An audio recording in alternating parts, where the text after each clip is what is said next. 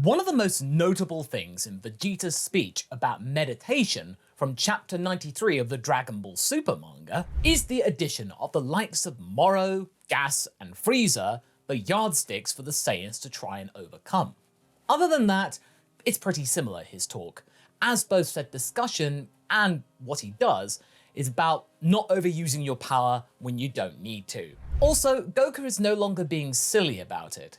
He is merely impressed by his rival and the widening of his horizons, and that's an important lesson to have, you know, instead of what Goku had been doing mostly in Super and in being annoying. Back when Goku used to do that on the lookout when he was training with Kami and throughout most of Z, and he somehow forgot about it? I don't know what was going on with that. And you know, that sounds very much like both Beerus and Whis in a way. Every time we see those two fight, it is almost effortless and almost kind of whimsical or whimsical. What the Saiyans do is pretty impressive, but what keeps them apart from the Angels and the GOD is all of the ramping up they have to do. Beerus and Whis at any time can literally blast them away without changing expressions or tensing their bodies or really putting in any effort. Is it finally here though? Will this revelation be their way to the ultimate form? Is it finally here? Will all of these revelations from chapter 93 be the way to see the ultimate form of Vegeta? No. I'm not talking about Ultra Ego or Super Saiyan 4. Something that we might have seen somewhere else and you might have missed. The legendary Chill Vegeta from the end of Z.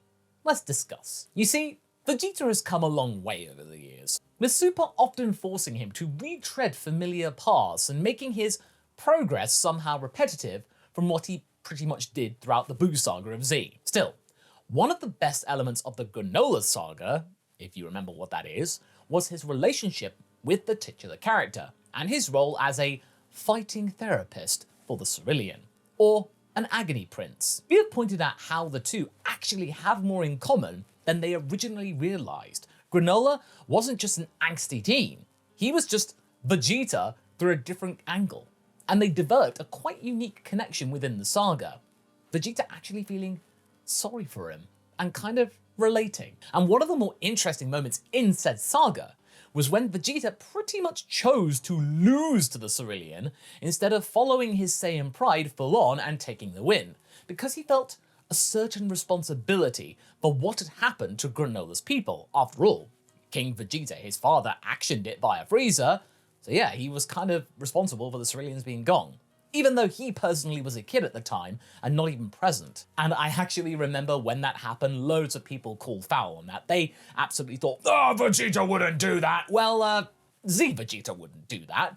But Super Vegeta though, I think he would. Even since the Cell saga, we're kind of fed up by this old shtick of Vegeta getting this new power-up, dominating the opponent, then doing this sign, then losing badly, and then having to grab his left arm. It's always the arm, or it's always the eye, isn't it? They're all kind of victims of this, I'm better than you, oh no I'm not, that kind of stuff. And that is even if they achieved something in the first place. And in this saga currently, Vegeta finally admits that he has lacked something that his opponents had from the very beginning. Now obviously, the manga roster is much wider than Broly and Jiren, the dialogue that we saw in the superhero movie. And as such, his story is a natural progression of previous manga arcs, bringing everything together.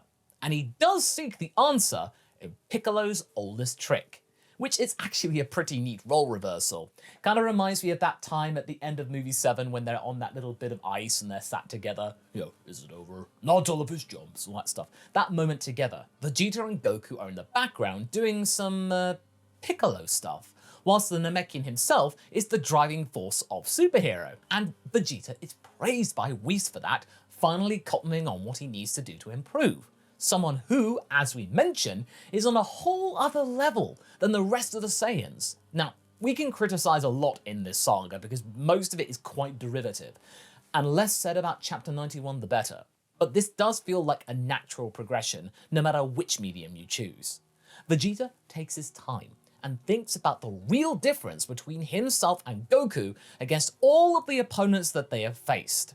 And he discovers one of the simplest truths that has been right there, staring him in the face, right before his eyes for many years. They are both too hard. Stop it! It might also be the reason why Granola originally struggled against Gas. Whilst Ultra Ego and Ultra Instinct seem to be on opposite sides of the same coin, they are in fact connected to both Beerus and Whis. I know you might think that's obvious, but hear me out, there's a little bit more depth to this. With the main difference being the source of their power, their emotion, and the nature of their attacks.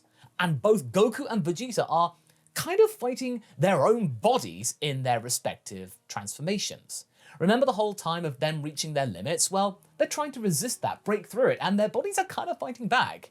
They have to drive them to the extremes to even be able to exhibit even a fraction of what their mentors have. This is not something that organic mortals should actually be experiencing. Angels have autonomous ultra instincts all of the time. They live in it, whereas mortals actually have to think about it. And remember, it's not Saiyan exclusive. Both of these powers are second nature to them. And this is what Vegeta and Goku are lacking, or at least they were. And if you look closely at what Frieza did to Gas, it's eerily similar.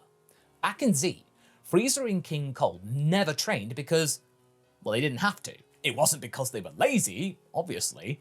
They had disdain for menial work, of course, but it was only because power was their natural state. So you can almost say that Frieza, King Cold, their subspecies, is sort of like the progenitor of angels. Monkeys climb. Icelings just are, or were, before Frieza realized that, oh, you know what, I could actually climb that as well. Also, he didn't have to transform to take them down for the most part, I'm pretty sure of it. I think even just Golden Frieza would have actually been able to do the job of shutting the Saiyans up, but no. I'm taking a leaf out of your book and going for a little bit of a touch of the overkill. Check out my discussion about that up here. Gas is obviously an example of both literal and metaphorical overkill. You remember the time when Trunks sliced Frieza in half? Well, this is just Frieza paying it forward and doing the same thing to Gas. Oh, if only I had a sword, it would be so cathartic. As initially, it was easy for him to adapt to the power boost because of the nature of his power. Energy projection seems to really be good for learning how to manage your, basic energy, unsurprisingly. But when he was pushed over his limit, he bit off more than he could chew, and Gas ultimately doomed himself. He was just burning through his lifespan, as we saw with Granola, but just at an extreme level. Another analogy could be that first Iron Man movie, where the whole icing problem, Ironmonger suffers from it, but Tony Stark's Iron Man learned from it, that whole jazz. Jiren is the total opposite of this though, and the ideal of what Vegeta is talking about. Initially, he moves only when he has energy, conserving it with every attack feeling meaningful and precise, ultimate strength. We like to give shtick to the grey alien for being boring personality-wise, but when you compare him to the manga enemies, it is very clear that there is something very interesting about his particular set of skills. Not to mention for the fact that the manga Jiren is a little bit more verbal. And might I remind you, he is not using God Ki. This is just mortal life energy at its absolute limits. This guy is probably one of the best candidates to study the divine in the entire series. Can you imagine Jiren with either Ultra Ego or Ultra Instinct? That would be a beast. Now, Moro is also somewhat of a cheater. While his magical abilities are more natural to him, he is predisposed to it. He is no stranger to the more martial arts-esque side of fighting. Although, in the end, he does tend to steal some of his most powerful tricks. At least Gas mostly uses his tricks, just empowered by Torombo, whilst Moro, well, he just uses Poor 7-3 as a conduit to steal other powers. Moro therefore just is. He just uses other people to do his bidding. And because of the absorption of the android, he is able to perform them naturally. But they quickly start to become too much for his still mortal body. He still has his limits. And whilst Goku and Vegeta have honed their bodies to the maximum over a period of years, the Ram Man merely revitalized them and started to chomp on power without preparation and paid the price. Both he and Gas took shortcuts, which ended in several disfigurements and downfalls, and us not really caring about their progression. The one credit we are willing to give Toyotaro's take on Dragon Ball in its manga form is that the powers that our heroes are attaining are kind of dangerous. They have their disadvantages. There is some kind of limitation. They're not just granted without consequence. While we had some of that in Z, this has become somewhat of a recurring theme, and I'm kind of glad to see it's sort of being phased out. Technically, the anime was also pretty direct about Ultra Instinct breaking Goku's body. But at this point, we just see Ultra Instinct time and time again. How the likes of Granola, Gas, and Moro are getting every spectrum of possessing such insane powers without really that much penalty. And not always the good kind of powers too. Heck, even the prince himself got kind of wrecked through Ultra Ego, even though that was kind of the point of the transformation. It's almost like a last-ditch effort sort of thing. So now, after fighting with all of those opponents, we have Vegeta. And Vegeta has finally figured something out, that sometimes it's okay to slow down. No, it's not just okay, it's mandatory. And you know, seeing how much Piccolo meditated, how much he honed his mind, how much he conserved it, how much he napped, I kind of understand why his potential was so crazily good. This is just a confirmation of what Vegeta said at the beginning of the movie or this saga. This is foreshadowing. Gohan is crazy strong and has the potential to be the strongest. Vegeta said that himself. We all knew that. He is blocked though by self-created limitations and an unwillingness to battle. But Piccolo, well, Piccolo just took Jiren's lesson before we even knew about Jiren. I mean, obviously not to that extreme, but still, it's there.